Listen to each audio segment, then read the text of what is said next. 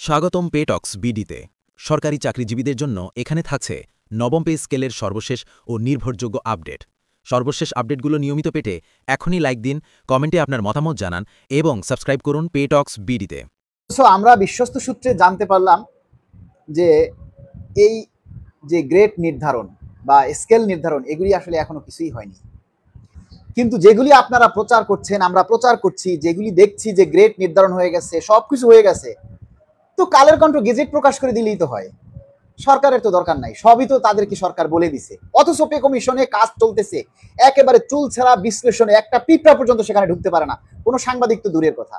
অর্থ উপদেষ্টা শুধু বলেছেন এক সাংবাদিকের কাছে যে এই সরকারের আমলেই তারা এই পে স্কেল বাস্তবায়ন করে যাবে, না হলে সরকারের ভাবমূর্তি ক্ষুণ্ণ হবে। আসলেই ক্ষুণ্ণ হবে, কারণ কেয়ারটেকার গভর্নমেন্ট বা অন্তর্বর্তীকালীন সরকারে যারা থাকে তারা যে প্রজেক্টগুলি হাতে নেয়, যে কাজগুলি হাতে নেয়, এগুলি তাদের নিজের বাস্তবায়ন করে যেতে হয়, তা নাহলে এগুলি পরবর্তী সরকার এসে আসলে রাখে না।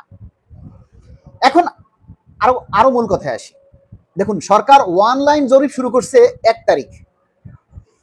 অনলাইন জরিপের মাধ্যমে সাধারণের মতামত নিবে, প্রতিষ্ঠানের মতামত নিবে, তারপরে সরকারি কর্মকর্তা কর্মচারীর মতামত নিবে, বিভিন্ন সংগঠন সমিতির মতামত নিবে, এগুলি নিচ্ছে। মাত্র 1 তারিখ থেকে শুরু হইলো, মাত্র আজকে 3 তারিখ, 3 দিনে মতামত দেওয়া শুরু হয়েছে। 15ই অক্টোবর পর্যন্ত এই মতামত চলবে। আর এরই মধ্যে খবরের কাগজে বেরিয়ে গেছে স্কেল নির্ধারণ হয়ে গেছে, 20টি গ্রেডেই থাকবে। তাহলে আমরা বুঝতে পারি না যে তাহলে এই মতামতের কোনো দাম আছে?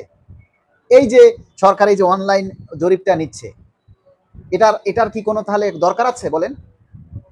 অনলাইনে যখন কর্মচারীদের একটা দাবি সবার মুখে মুখে থাকবে যে 1:4 চাই, গ্রেড সংখ্যা 12টা চাই, এটা যখন 14 লক্ষ কর্মচারীর মুখে মুখে থাকবে, সমস্ত ফেসবুকে, টিভিতে, চ্যানেলে, বিভিন্ন জায়গায় যখন এই একটাই নিউজ আকাশে বাতাসে ভেসে বেড়াবে, তখন সরকার এটা করতে বাধ্য। আমরা 1:4 চাই। আরে বাবা, 1:5ও যদি হয় তাও তো আমাদের জন্য ভালো। যদি 1:5 হয়, আমার কথা স্কেল যা মোল্লায় তা হোক, স্কেল নিয়ে আমি এখন আর ভাবি না, আমরা স্কেল নিয়ে টোটালি ভাবি না, স্কেল যা দেয় দেখ, কিন্তু সেটা যেন 1:4 অথবা 1:5 হয়। যদি 1:4 হয় তাহলে আপনাকে 30,000 টাকার নিচে দিতে পারবে না। যদি 1:5 হয় তাহলে আপনাকে 25,000 টাকার নিচে দিতে পারবে না। কারণ 1:5 মানে কি, আপনার যদি 25,000 হয় তাহলে তার 5 গুণ, 5 × 25, 1,25,000, তার মানে 1,20,000-এর মধ্যে সীমাবদ্ধ। তাহলে 1 লক্ষ যদি সর্বনিম্ন 25,000 হয় তাতেও আমরা খুশি, মেনে নিব।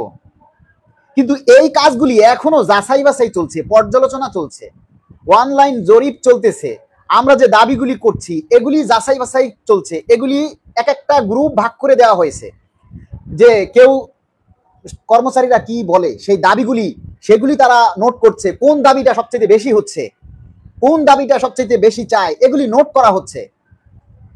ঠিক আছে, তা এই যে যাচাই বাছাই চলতেছে, এখনো যাচাই বাছাই চলতেছে। যদি আপনার স্কেলের গ্রেড নির্ধারণ হয়ে থাকে যে 20টা গ্রেড দিবে, গ্রেড কমাবে না, এবং সর্বনিম্ন 16,000, সর্বোচ্চ 1,20,000, যদি এটাই হয়ে থাকে, তাহলে তো আগামী সপ্তাহে তো কমিশন রিপোর্ট দিয়ে দিতে পারে, তাহলে তার এত সময় নেওয়ার দরকার নেই।